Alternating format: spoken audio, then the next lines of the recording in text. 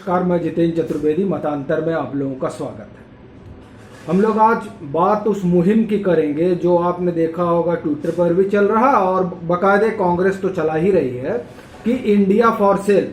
हम उनके इस बहस में नहीं जाएंगे, हम बात उन 10 सालों की करेंगे जो यूपीए का शासनकाल रहा। हम उसकी भी बात नहीं करेंगे जिसमें निजीकरण को लाया गया और सरकार की जो संपत्तियां हैं उनको स्ट्रेटेजिक इन्वेस्टमेंट के नाम पर बेचा गया।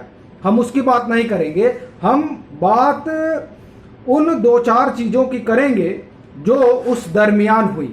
पहले आपको यह बताऊं कि सीएजी ने कुछ रिपोर्टें दी थी उस दौरान। उन रिपोर्टों के हवाले से मैं आपको 2-3 चीजें बताऊंगा और फिर आप लोग ये तय करिए कि इंडिया फॉर सेल कब लगा था। कोल ब्लॉक आवंटन होता है 2012 और कुल इसकी रकम जो है 1.86 मतलब 186 लाख करोड़ रुपए। दूसरा आता है 2G 176 लाख करोड़ रुपए। फिर हम आते हैं कॉमनवेल्थ 35,000 करोड़ रुपए। फिर आते हैं स्कॉर्पियो पनडुब्बी 1100 करोड़ रुपए। फिर आते हैं अगस्ता वेस्टलैंड 3600 करोड़ रुपए। ये एक आंकड़ा है जो मैंने आपको दिया है। अब ये पता नहीं इंडिया फॉर सेल का है कि मेड इन इंडिया का है, वो आप तय करिए कि वो क्या है। फिर एक चीज जिस एयर इंडिया को लेकर इतना शोर हो रहा है, उस एयर इंडिया के बारे में 2-4 बातें आप जानिए। जितेंद्र भार्गव की एक किताब है कि एयर इंडिया कैसे कोलैप्स किया, और वो कैसे कोलैप्स किया ये मनमोहन सिंह भी जानते हैं, प्रफुल्ल पटेल भी जानते हैं, पी चिदम्बरम भी जानते हैं, राहुल गांधी का अपने को पता नहीं। वो एयर इंडिया को खत्म करने के लिए किस तरह से उसका स्लॉट प्राइवेट कंपनियों को आवंटित किया गया, इसकी पूरी कहानी जितेंद्र भार्गव की किताब में है। और उस किताब में वो जो दावा करते हैं उन दावों की माने तो दरअसल एयर इंडिया के दुर्दिन प्रफुल्ल पटेल के उस मंत्रालय में जाने के बाद शुरू हुए। और आज स्थिति यह है कि एयर इंडिया को कोई खरीदना नहीं चाहता। इस तरीके से यूपीए के दौरान एयर इंडिया को घाटे में पहुंचा दिया गया जानबूझकर, ताकि उसको निजी प्लेयरों के हाथ में दिया जा सके। अब एक और सरकारी उपक्रम है HAL, हिंदुस्तान एरोनॉटिक्स लिमिटेड, जिसके साथ राफेल कोलैबोरेशन करने को तैयार नहीं था, और जब तैयार था तो इस शर्त पर कि हम विमान की गारंटी नहीं देंगे जिस राफेल को लेकर शोर मचाया जा रहा है। क्यों ऐसा था कि वो HAL के बनाए हुए जो विमान है उसको गारंटी देने के लिए तैयार नहीं था, क्योंकि वो मानता था कि HAL अभी उस तरह का उपक्रम नहीं है। तो और जब ये उस तरह का उपक्रम नहीं है तो इसे 2म दर्जे का उपक्रम बनाया किसने, ये एक बड़ा सवाल है। क्यों उसके साथ इस तरह का सौतेला व्यवहार यूपीए की सरकार में होता रहा कि कोई विदेशी कंपनी उसकी योग्यता और उसकी क्षमता पर सवाल उठाए। आपको एक चीज बताएं कि ये डील हुई थी पिलाटस को लेकर। ये ट्रेनिंग एयरक्राफ्ट है जो इंडियन आर्मी को, इंडियन एयरफोर्स को चाहिए होती है अपने पायलटों को ट्रेन करने के लिए।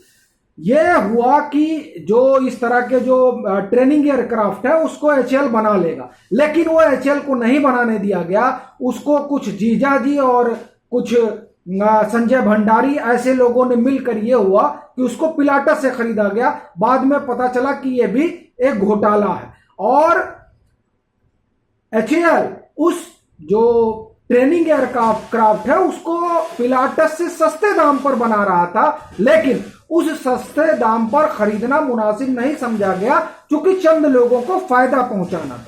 ये मैं कहानी बता रहा हूं। जो लोग ये शोर मचा रहे हैं इंडिया फॉर सेल, उसके जानिब से ये जानना चाहिए कि इंडिया फॉर सेल का मतलब क्या है। फिर आपको एक चीज और आप जानिए कि किस तरीके से तमाम चीजों को 2009 से 2014 के बीच सौंपा गया। आप उसे करें कि ये स्ट्रेटेजिक इन्वेस्टमेंट है, और आप करें तो स्ट्रेटेजिक, और अगर नरेंद्र मोदी सरकार करे तो वो इंडिया फॉर सेल। ये भाजपा के प्रवक्ता हैं अरविंद सिंह, उन्होंने एक जो है पूरा आप ये समझिए कि डिटेल पूरा दिया है कि कब कब क्या क्या संपत्तियां बेची गई। और हमारे एक मतांतर के एक दर्शक है मेहता साहब, उन्होंने जो है एक डिटेल भेजी थी और उस डिटेल में भी उन्होंने यही बातें लिखी हैं जो मैं आपको बताने जा रहा हूं। ये जो प्रवक्ता हैं ये बताते हैं कि 2009-10 में मनमोहन सिंह सरकार ने एनएचपीसी, ऑयल इंडिया, एनटीपीसी, ग्रामीण विद्युतीकरण निगम, राष्ट्रीय खनिज विकास निगम, ये 5 कंपनियां हैं जिनका विनिवेश हुआ। देखिए, ये कांग्रेस कहेगी तो विनिवेश कहेगी, ये नहीं कहेगी कि हमने इसको बेच दिया या इंडिया फॉर सेल।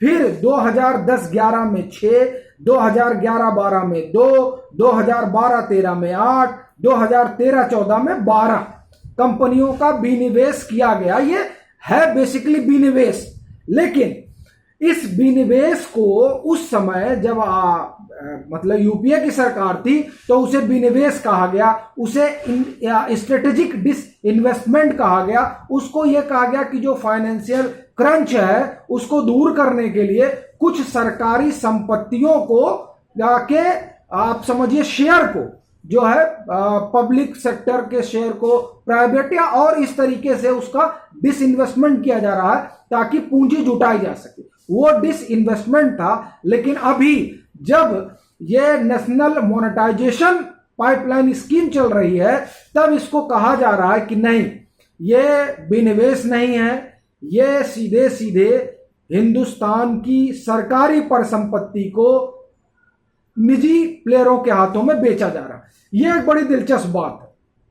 और जो इसका आप देखिए कि कुल 26 जो पब्लिक सेक्टर की कंपनियां हैं उनका डिसइन्वेस्टमेंट हुआ 26, लेकिन वो डिसइन्वेस्टमेंट था। ये एक गजब की चीज है, वो डिसइन्वेस्टमेंट था और अभी जो हो रहा है वो बेचा जा रहा है। मतलब आप देखिए, इंडिया फॉर सेल का मतलब आप समझते हैं। इस तरह का नारा जब जब राहुल गांधी देते हैं तो इससे समझ में आता है कि वो चीजों को कितनी गंभीरता से ले रहे हैं और कांग्रेस कितनी गंभीरता से इस तरह का अभियान चला रही है। चलते हैं, फिर मिलेंगे एक नए मसले के साथ। तब तक के लिए राम राम।